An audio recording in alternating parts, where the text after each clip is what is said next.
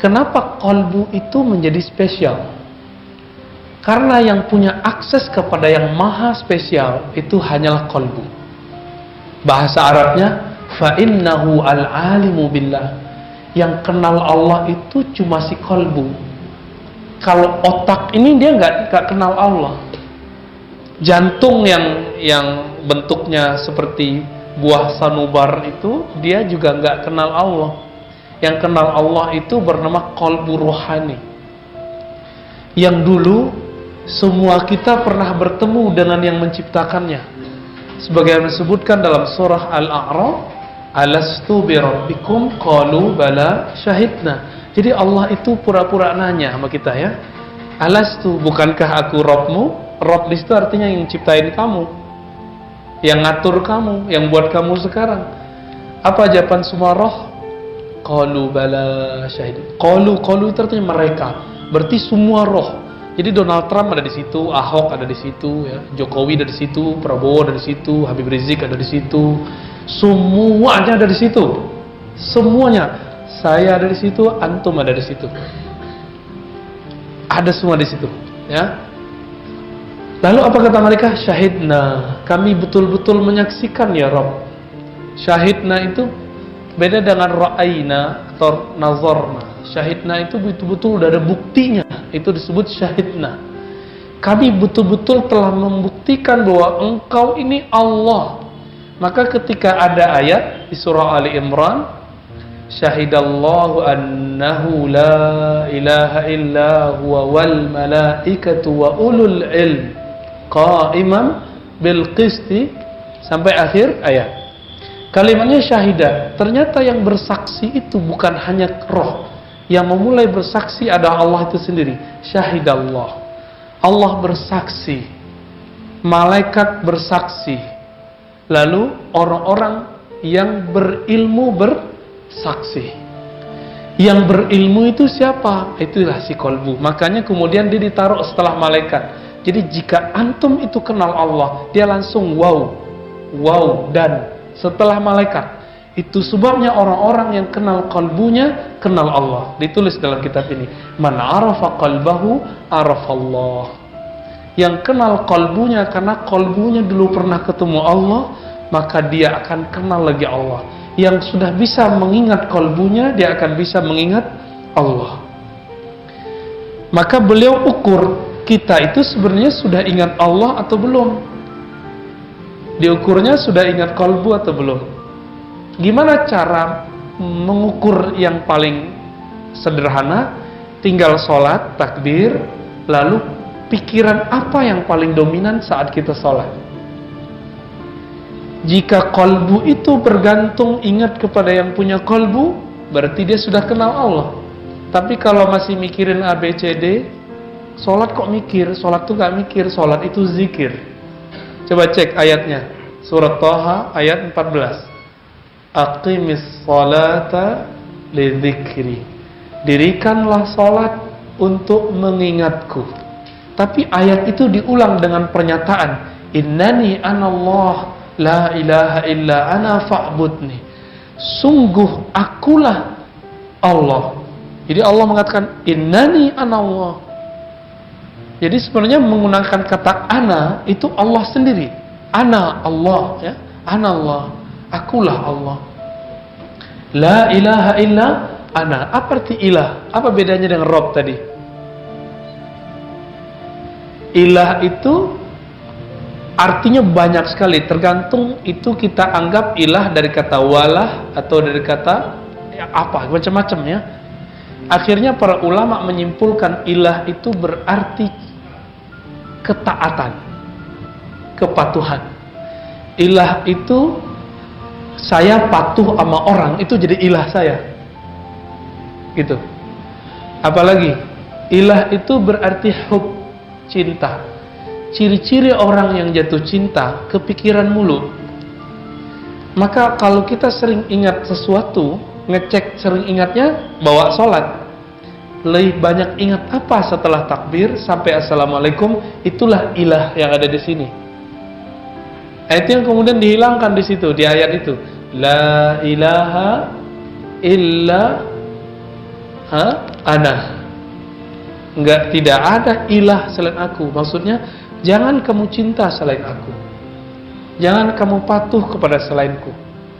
Terjemahan Sanskertanya sembah. Sembah itu artinya respect. Apa arti respect? Hormat. Maka kata sembah di kampung saya, sembah kami sampaikan kepada Dato. Itu artinya bukan menyembah, artinya ta'abbud, ubudiyah. Itu dibedakan. Sembah di situ artinya hormat. Nah, inilah persoalan yang menjebak banyak orang. Akhirnya dia benci kepada sahabatnya, benci kepada ulama yang menerjemahkan Al-Quran. Kenapa di Quran kata ilah diartikan Tuhan? Oh, itu nggak benar. Tuhan itu pimpinan dewa. Kamus mana begitu? Ya. Akhirnya di Masjid Majestic lantai 4 itu ada tulisan tiada Tuhan selain Allah, ditulis di depan, dicoret sama orang yang sok tahu itu. Lalu dia tulis sendiri pakai spidol jelek banget, ilah. Tiada ilah selain Allah. Kan jadi lucu. Ini memundurkan terjemahan. Jadi bolehkah menerjemah ilah menjadi Tuhan? Ulama kita yang lebih dulu kenal Islam siapa? Ulama itu yang nyoret itu ulama nggak tuh? Ya, dosa besar dia itu. Karena dia sudah memburukkan, merusak pandangan di masjid. Ngaji dong ya, jangan cuma ke satu ustadz yang mengatakan yang nggak lolos bahasa Indonesia itu ya. Kalau kita nggak kuliah di Indonesia, nggak nyantri di Indonesia, cuma belajar di luar, pulang kursus aja lagi ya. Jangan nyala-nyalain terjemahan yang sudah dibuat ulama. Ulama yang sudah 20 tahun ngaji di Madinah, di Mekah, namanya Syekh Abdul Rauf Al-Jawi As-Sinkili ya. Singkil ya. Itu Aceh sono. Itu 20 tahun ngaji di Mekah Madinah. Gurunya ahli hadis bernama Syekh Ahmad Al-Qushashi dan murid beliau, asisten beliau namanya Al-Qurani. Itu muhaddis kabir. Semua ahli hadis kalau punya silsilah ijazah hadis pasti nyambung sama orang ini, dua imam ini. Ya. Itu Syekh Abdul Rauf nulis kitab terjemahan, ya, Terjemahanul Mustafid atau apa namanya ya. Sudah ada yang nulis itu. Ditulis kalimat terjemahan la ilaha itu tiada yang berhak disembah. Kadang tiada Tuhan, ada semua. Rob itu Tuhan, diterjemahin semua. Biasa kok. Lebih lama dia ngaji daripada kalian yang mengharamkan kata Tuhan. Tinggal T-nya gede atau kecil. Belajar dong huruf kapital bahasa Indonesia. Gergetan kita sudah ya. Jadi kita kalau sudah bilang tiada Tuhan selain Allah, langsung dia berangkat pergi. Gak mau lagi ngaji sama kita. Dianggap kita ini penyembah berhala. Betapa jahilnya itu orang. Gak tahu nanya. Baca buku-bukunya. Abdul Rauf As-Sinkili abad keberapa? Gak tahu. Baca sendiri deh ya. Sehingga jadi Islam ini bukan barang baru di negeri ini. Terjemahan ilah bukan barang baru di negeri ini. Gitu. Ya. Tapi kalau udah bahas akidah gitu, saya jadi agak sedikit naik suaranya ya.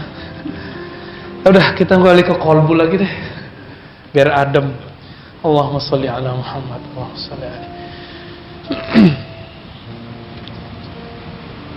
Apa kata Imam Ibnu Qudamah? Wa aktsarun nas jahiluna biqulubihim. Nah, itu kalimatnya. Kebanyakan orang itu tidak kenal qalbunya wa nufusihim, dirinya. Beliau ini ahli hadis, nggak mau menggunakan sebuah kalimat yang masyhur di kalangan ahli zikir, ahli qalbu, ahli sufi, ahli tazkiyatun nufus, terserah antum mau sebut mana. Orangnya sama kok ya. Ini persoalan lama lagi tuh ya. Gengsi nyebut tasawuf pakai istilah tazkiyatun nafs. Isinya sama.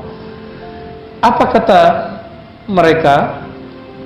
Man arafa nafsahu faqad arafa rabbahu. Karena beliau sensitif dengan kata-kata itu, siapa yang kenal diri, kenal Rabbnya, beliau ganti. Man arafa qalbahu arafa rabbahu. Siapa yang kenal kalbunya, maka dia kenal Rabbnya. Tapi isinya sama nggak tuh? Sama. Bedanya beliau nggak bilang hadis karena beliau ahli hadis. Nah, ini PR. Kalau antum ahli hadis, ada orang salah nyebut hadis, nggak usah ditahzir. Nggak usah ditahzir. Wasiat bil haq, bis sabr. Nggak langsung ngamuk-ngamuk, ya. Nggak langsung bilang zindik, itu jahil, nggak usah bilang gitu. Langsung bilang mohon maaf, ini hadisnya tidak sahih. Gitu. Selesai itu. Kalau dia nggak terima, baru kita bilang ente baru jahil gitu. Tapi kalau udah kita kasih tahu, kita bilangin baik-baik, pakai cara lo bilanginnya. Orang-orang ahli tasawuf itu, ahli thariqat sufi itu mereka ahli kolbu. Maka sentuh kolbunya. Jangan singgung amalannya. Mazhab fikih dia sudah beda sama kita. Sekali singgung mereka, antum ngomong kolbu aja dia nggak terima. Gitu. Ini yang terjadi pada Ustadz favorit antum semua, Ustadz Abdul Somad. Ustadz Abdul Somad kurang sufi apa? Kurang ahlus sunnah aswaja apa? Tapi karena beliau cuma ngomong khilafah, langsung kawan kita yang satu lagi nggak seneng gitu ya. Itu aja masalahnya. Padahal sama fikihnya, sama akidahnya, sama. Nah, ada beliau sensitif. Nah, semoga ini selesai semua lah ya. Di kalangan yang memfavoritkan Ustadz, jangan terlalu emosional juga ya, santai aja. Lalu dikatakan oleh beliau, kenapa orang tidak bisa langsung kenal dirinya? Emang di Quran sudah dibilang, sudah dikatakan bahwasannya Allah yahulu bainal mar'i, ya, antara mar'i dengan dirinya.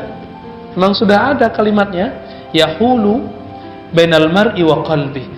Antara sisi dia intelektualnya dengan kolbunya memang kadang dipisah. Coba aja cek, kita udah berusaha untuk khusyuk, nggak bisa khusyuk-khusyuk, pikirannya jalan kemana-mana. Artinya antum nggak berkuasa menguasai kolbu. Kenapa kolbu nggak bisa kita kuasai dalam sholat? Kok nggak bisa dikontrol itu kepikiran kemana-mana itu? Padahal kalau sholat udah pakai baju koko, udah pakai kopiah, udah pakai gamis, bahkan pakai sarung, bahkan ternyata khusyuk bukan di situ. Bahkan jenggot pun kita panjangin. Kenapa? Karena jenggot itu tidak menyebab khusyuk. Ya, baju koko tidak pernah menyebabkan khusyuk. Dia itu bab fikih, nutup aurat. Jenggot itu bab performan, az-zinatu wal libas dalam Sahih Bukhari ya. Lalu di mana khusyuk itu? Khusyuk itu di kolbu. Khusyuk itu cuma di kolbu. Ya. Tapi khusyuk itu mainannya adalah pandangan kolbu. Karena khusyuk itu berkaitan dengan pandangan. Ikhwan akhwat fillah, bapak saudara yang melakukan Allah, gimana caranya mengenal kolbu? Itu nanti. Nah, sekarang kita ketahui diagnosa dulu, kolbu kita yang mana nih? Kolbu yang terganggu atau bukan? Maka kolbu dibagi 3. Kolbu yang sakit, kolbu yang mati, dan kolbu yang sehat.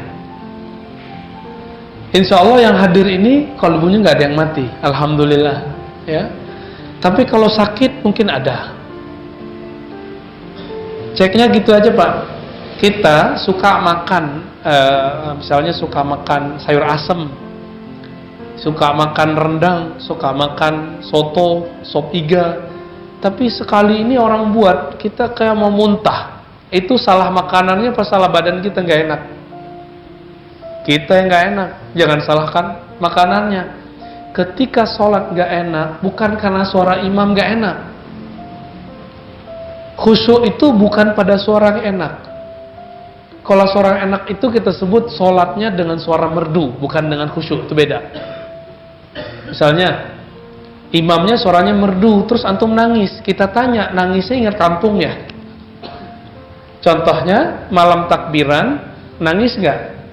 Kenapa? Ingat emak di kampung, ingat dulu bawa obor di kampung, ya? Ingat dulu takbiran waktu di kampung. Itu bukan tangis karena Allah, itu tangis karena kangen pulang kampung. Tapi itu udah kabar gembira. Apa kabar bergembiranya? Kalau udah bisa nangis berarti kolbunya udah lembut. Cuma kabar nggak gembiranya, Imam Ibnu Mubarak nulis kitab Az-Zuhud, ilmu kolbu. Apa kata beliau?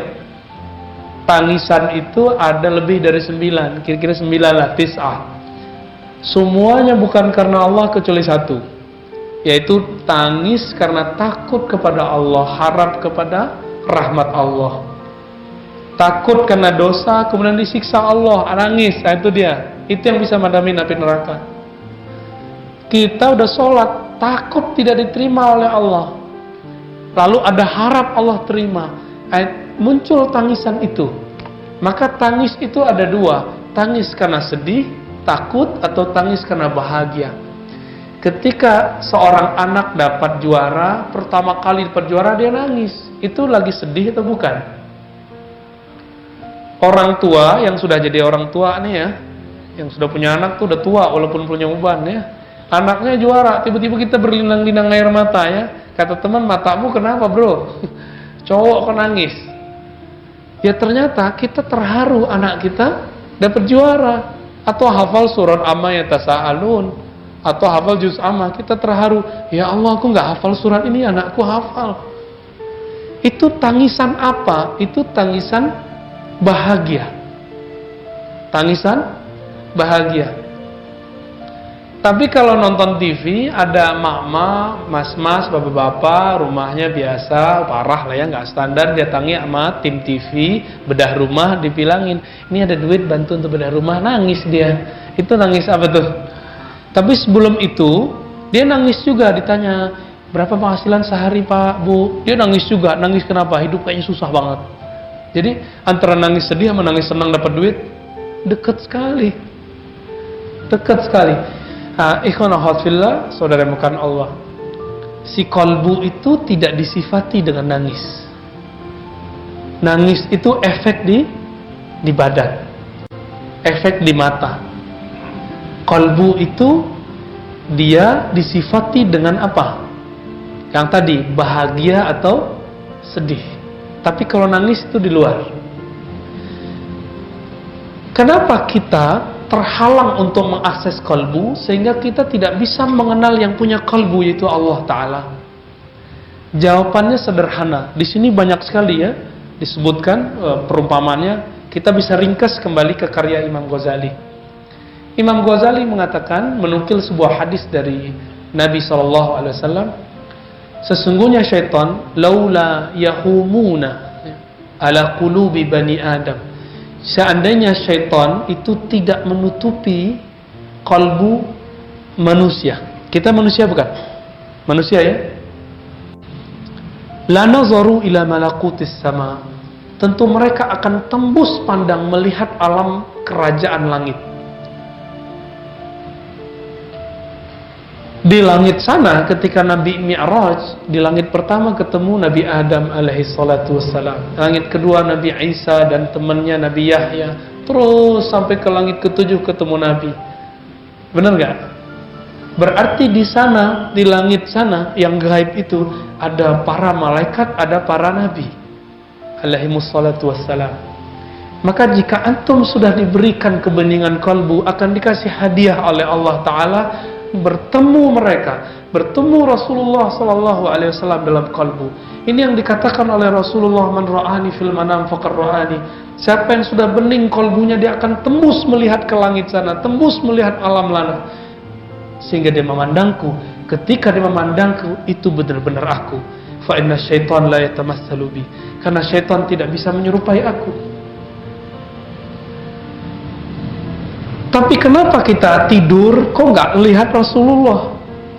Kok yang terlihat Avanza lagi, ya, Alphard lagi, Pajero lagi, rumah lagi, proyek lagi, ini lagi. Kenapa itu yang muncul?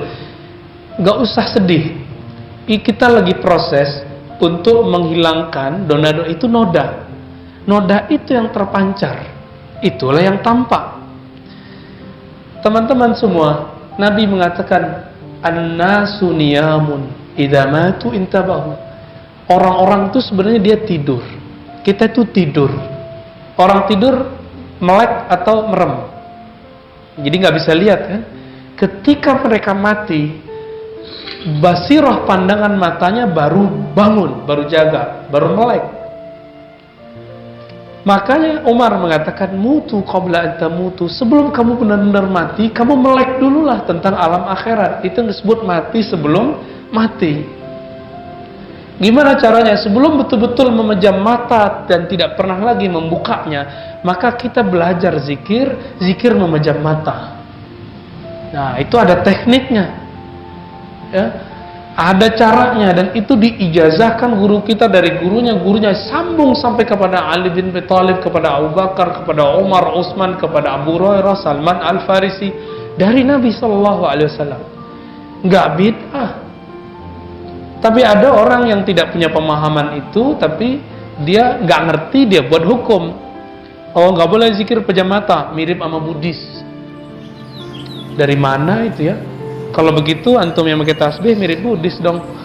Ya. Kita pergi haji pakai baju ihram enggak ada jahitnya, mirip sama pendeta biksu enggak? Mirip sekali. Ya, warnanya aja bedanya. Maka Imam Ghazali mengatakan manusia itu punya roh. Rohnya itu satu jenis dengan malaikat. Jadi ini kabar gembiranya. Jadi antum itu punya roh. Rohnya itu makhluk langit. Tapi nyampe di sini kok pesek-pesek gitu ya. Kok ada yang brewok, ada yang enggak gitu ya. Ada yang macam-macam deh. Ada kemajuan perut, ada yang kemajuan pipi, macam-macam. Kenapa beda? Nah, ini tubuh. Ini tubuh mirip kayak hewan. Mirip persis. Kita punya bulu, si monyet punya bulu. Jadi jangan bangga dulu kalau dadanya berbulu ya. Itu saudaranya sama gorila tuh. Ya, jangan bangga dulu kuat ya. Itu kalah sama kerbau. Kalah. Maka ketika kita betul-betul jadi manusia, kita nggak hanya ngurusin tubuh. Antum silakan ikut fitness, tapi jangan dewakan tubuh ini. Ya, sengsara nanti ya. Capek. Yang emang kerjaannya harus butuh wajah gagah, cantik, jangan terlalu memanjakan muka ini. Suatu saat dia akan keriput kok. Ya.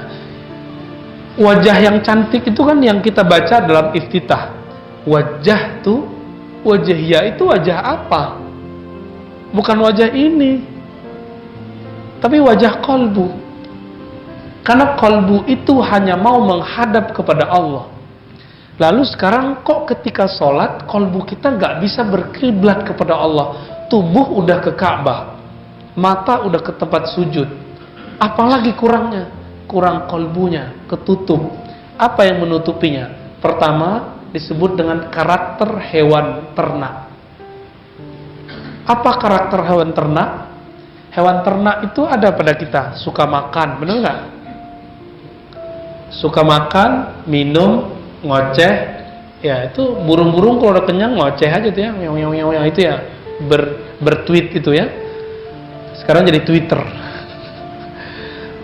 Apalagi mohon maaf, aktivitas seksual itu bagian dari hewani. Maka pembeda kita dengan hewan, makan, minum, tidur, ngomong dimulai dengan basmalah. Jadi minum itu dengan bismillah. Bahkan Nabi mengajarkan orang sudah menikah hubungan spesial pakai bismillah supaya beda dengan al-an'am itu, karakter hewan itu. Nah, siapa yang sudah mulai melakukan itu dia sudah nggak hewani lagi. Antum udah nggak sama lagi sama hewan. Nah, semoga kita mulai dari pagi tadi lebih banyak basmalahnya. Bismillah mau jalan, bismillah mau makan. Jadi beda hewan dengan manusia yang kenal Allah. Makan apa? Makannya orang kenal Allah, dia makan karena ingin kuat mengabdi kepada Allah. Supaya kuat nanti berdiri di hadapan Allah. Supaya kuat nanti jalan menafkahi hamba Allah bernama anak istri. Itu. Maka makannya orang yang kenal Allah bukan karena dia ingin memenuhi perutnya. Bukan kalau ini enak nih, enggak. Udah begitu belum? Kita latihan ya sama-sama. Ntar malam yang mau makan, coba ya Allah saya mau makan karena ingin mengabdi kepada Engkau. Tolong kuatkan satu suap ini untuk menjadi modal untuk ibadah kepada engkau dalam ibadah formal ataupun ibadah sosial. Antum kerja itu kan ibadah juga. Saya bolehkah sholat itu kalau nggak ada orang lihat, terus sholat maghrib saya buat 2, boleh nggak? Kan nggak ada orang lihat.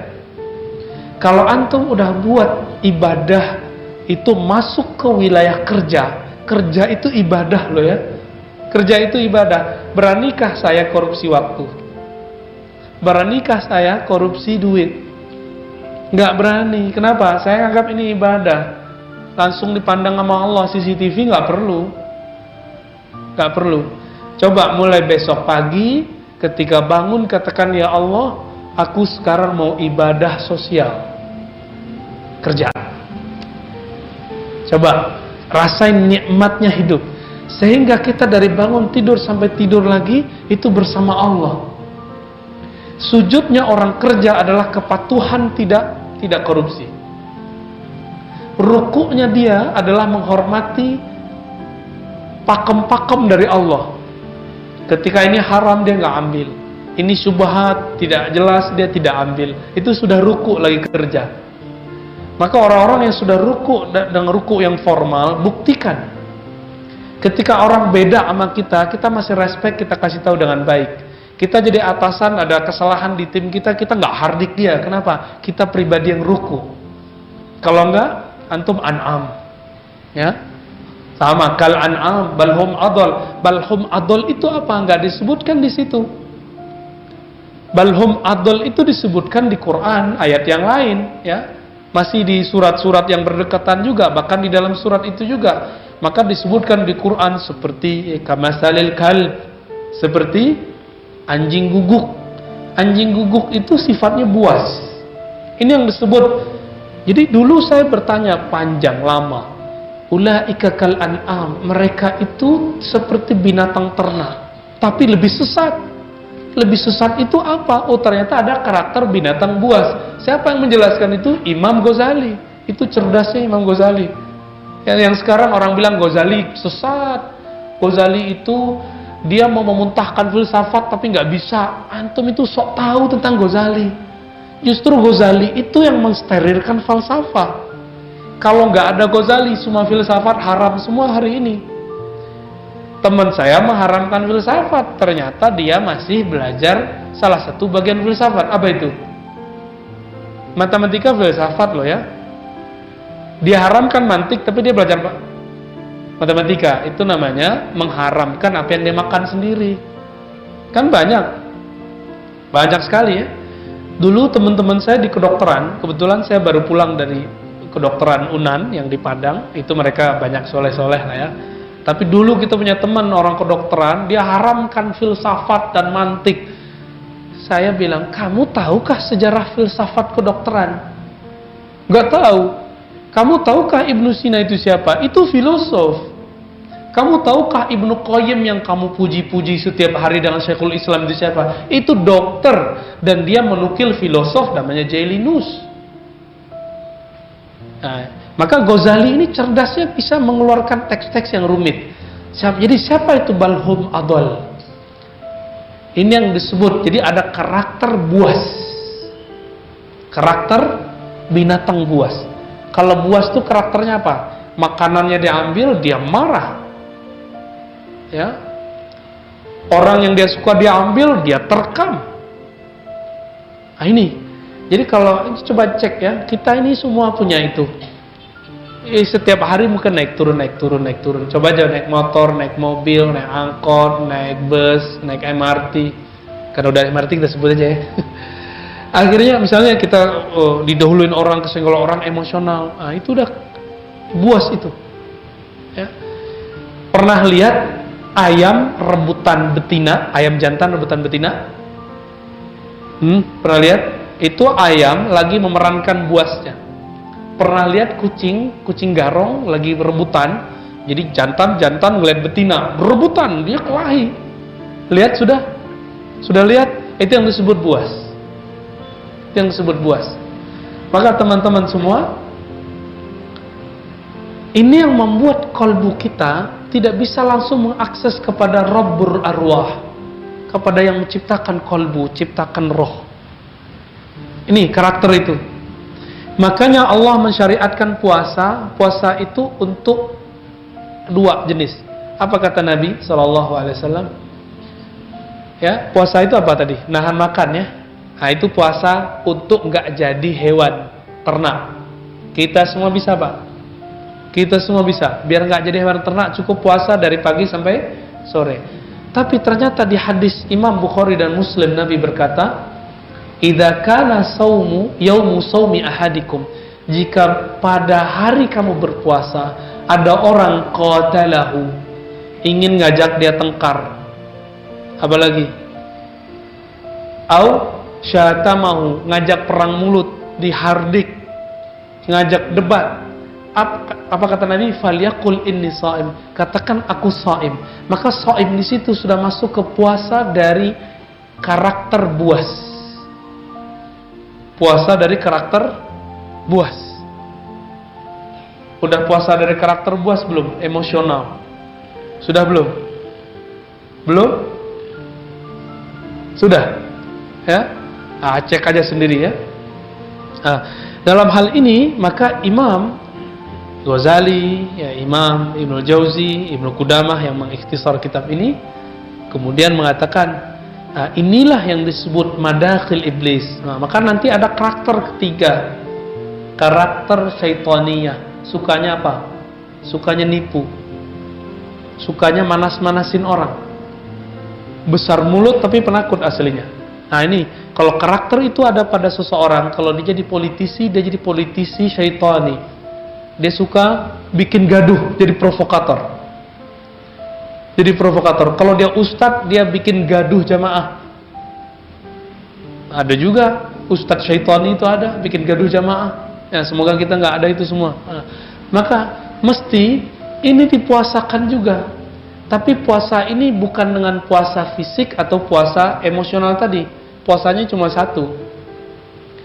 Memuasakan pikiran dari banyak pikiran, lalu mengaktifkan kalbu untuk zikir. Mana dalilnya? Dalilnya ada di hadis, ada di Quran ya. Kalau di Quran kan banyak. Ala bidzikrillah tatma'innul qulub, kita sudah tahu semua. Surah Ar-Ra'd ayat 28. Kalbu hanya tenang, steril kalau dia nyebut nama Allah.